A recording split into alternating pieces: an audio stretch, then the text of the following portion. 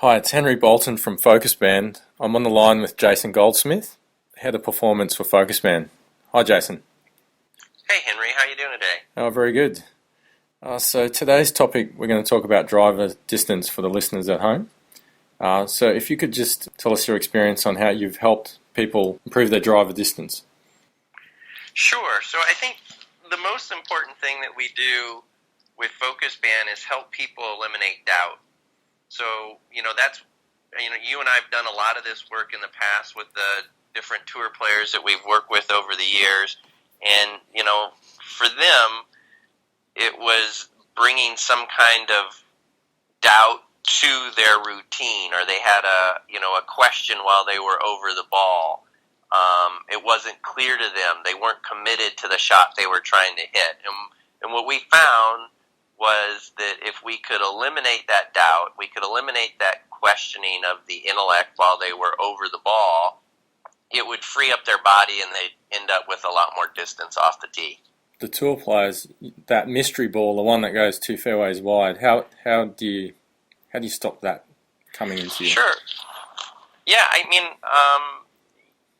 what's going on there is they're having a lack of awareness.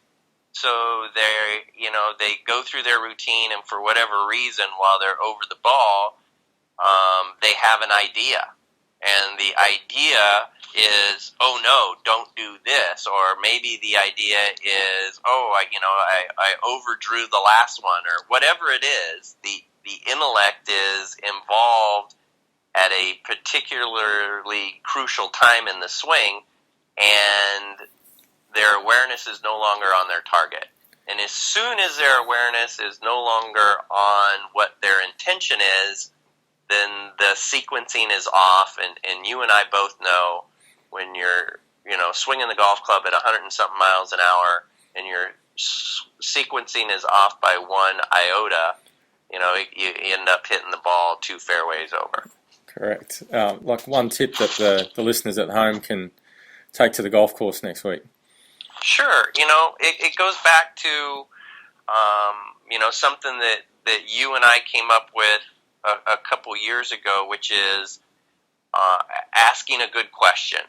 So when you're on the tee box, if you ask yourself a good question and you state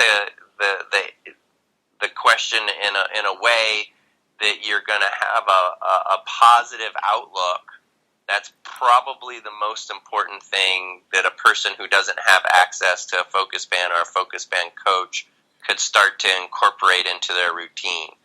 So it would sound something like, I'm on the tee box, this particular hole really sets up for me to hit a draw. So I would say something to myself like, what would a good high draw look like here? And then I would not try to answer that in language. I would let my brain produce a visual of a nice high draw off the tee.